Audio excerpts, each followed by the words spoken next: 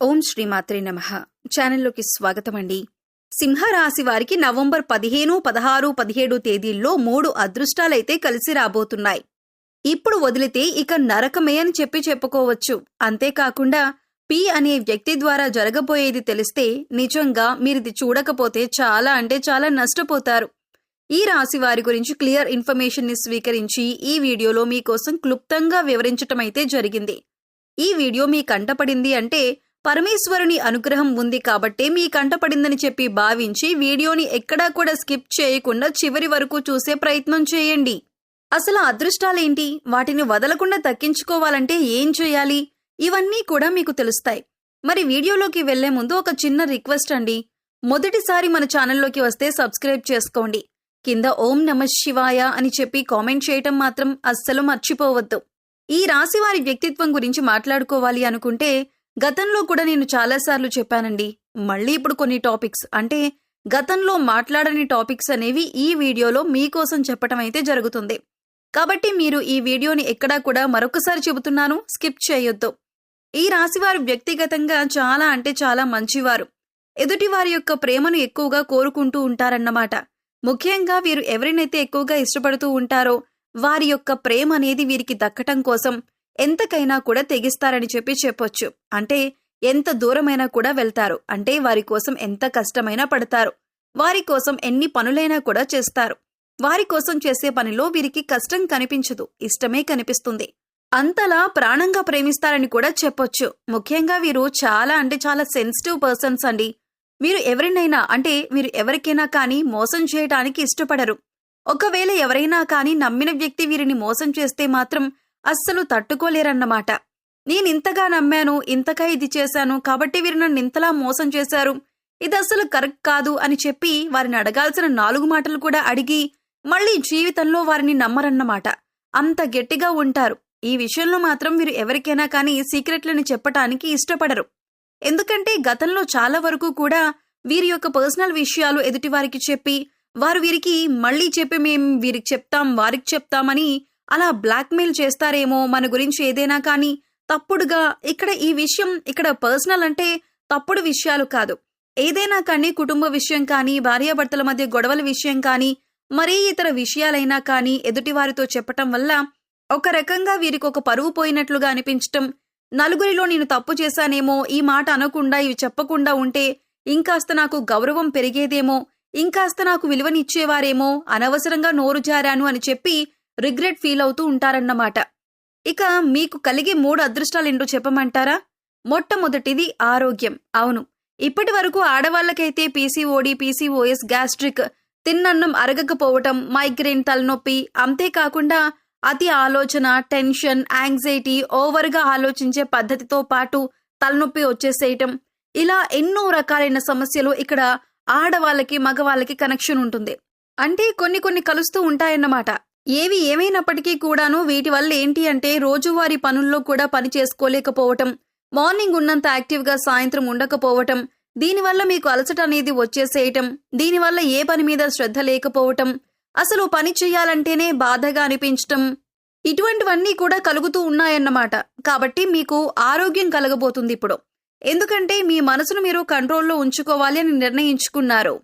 ఇది ఎప్పుడైతే స్టార్ట్ అవుతుందో అప్పటి నుంచి మీకు ఆరోగ్యం అనేది మంచిగా ఉండటం స్టార్ట్ అవుతుంది.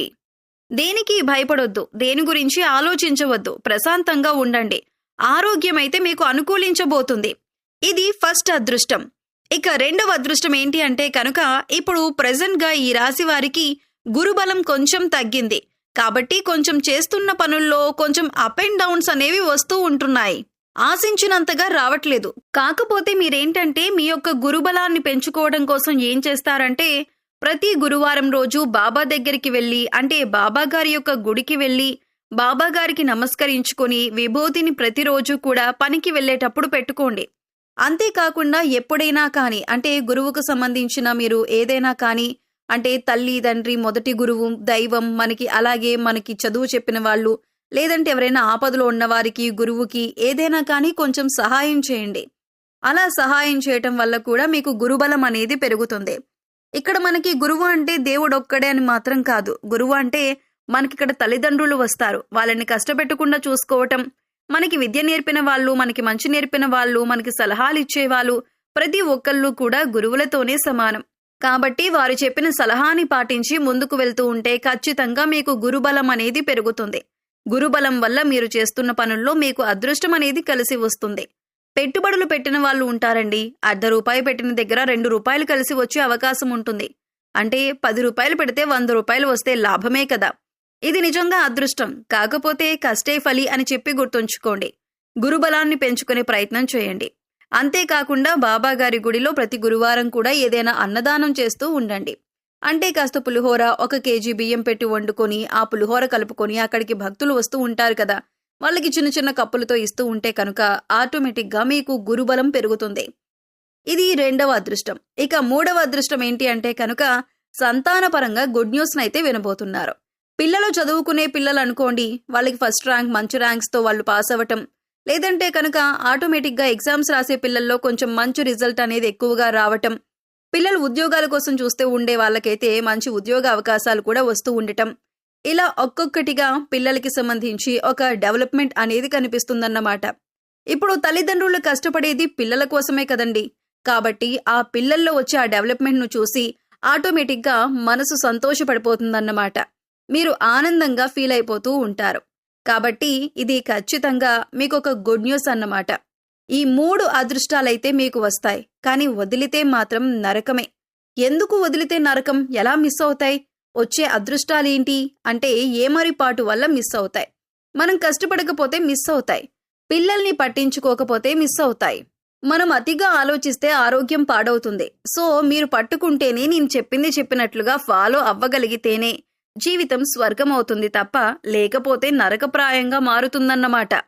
ఇక అన్నింటికంటే ముఖ్యంగా పి అనే వ్యక్తి ద్వారా మీ జీవితంలో చాలా వరకు కూడా నష్టాలు జరగబోతున్నాయి. ఈ పి అనే వ్యక్తి మీ యొక్క బంధువుల్లో వారు కాదు, రక్త సంబంధికుల్లో వారు కాదు, మీ యొక్క స్నేహితుల్లో ఒకరన్నమాట. ఈ పి అనే వ్యక్తి చాలా వరకు కూడా నమ్మక ద్రోహి.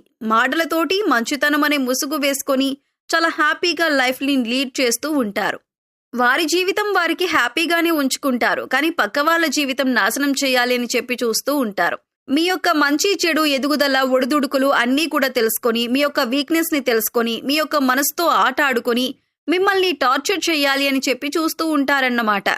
కాబట్టి ఈ యొక్క పి అనే అక్షరం ఉన్న వాళ్ళతో జాగ్రత్తగా ఉండండి. వారితో తక్కువగా స్నేహం చేయండి. వారికి పూర్తిగా అడిక్ట్ అవ్వద్దు. తక్కువగా మాట్లాడండి. తక్కువగా వారి గురించి ఆలోచించండి. ఒకవేళ ఈ ప్లేస్లో మీకు లవర్ అయినా కూడా ఉండొచ్చు. అలా లవర్ ఉన్నా కానీ, వారినైనా కానీ ఎంతవరకు ఉంచాలో అంతవరకే ఉంచండి. మీకంటే ఏది ముఖ్యం కాదు, ఆ విషయాన్ని గుర్తుంచుకోండి. ఇప్పుడు కార్తీక మాసం కాబట్టి శివాలయంలో అభిషేకం చేయించండి. ఏదైనా ఒక రోజు మంచి జరుగుతుంది. మీకున్న గ్రహ దోషాలు, ఏలినాటి శని ప్రభావం ఇవన్నీ కూడా చాలా వరకు కూడా తగ్గిపోతాయన్నమాట అభిషేకం వల్ల. రావి చెట్టు కింద దీపారాధన చేసే ప్రయత్నం చేయండి. ఈ యొక్క కార్తీక మాసంలోనే కనీసం 2-3కి భోజనం పెట్టే ప్రయత్నం చేయండి. గోమాత సేవ చేసుకుంటూ ఉండండి. భగవంతుణ్ణి మాత్రం వదిలిపెట్టద్దు. ఇంట్లో నిత్యం దీపారాధన చేసుకోండి. అన్నీ కూడా సర్దుకుంటాయి. ఏలినాటి శని దశ 3వ దశలో మీకంతా కూడా కలుసుబాటుతనమే తప్ప నష్టాలేమీ జరగవు. ఈ విషయాన్నైతే స్ట్రాంగ్గా నమ్మండి. అర్థమైంది కదా? మరి సింహరాశి వారికి ఈ వీడియో నచ్చిందనుకుంటున్నాను. నచ్చింది అనిపిస్తే ఈ వీడియోకి ఒక లైక్ ఇవ్వండి. లైక్ ఇచ్చిన వెంటనే హైప్ అని వస్తుంది. హైప్ ఇవ్వండి. మొదటిసారి మన ఛానల్లోకి వచ్చినట్లయితే మన ఛానల్ని సబ్స్క్రైబ్ చేసుకొని సపోర్ట్ చేయండి. కింద ఓం నమః శివాయ అని చెప్పి కామెంట్ చేయటం మాత్రం మర్చిపోవద్దు. రేపు మరొక మంచి వీడియోతోటి మళ్ళీ కలుసుకుందాం. అంతవరకు కూడా పరమేశ్వరుని ఆశీస్సులు మీ మీద, మీ కుటుంబ సభ్యుల మీద ఎల్లకాలం ఉండాలని చెప్పి మనస్ఫూర్తిగా కోరుకుంటూ సర్వే జన సుఖినో భవంతు. ధన్యవాదాలండి.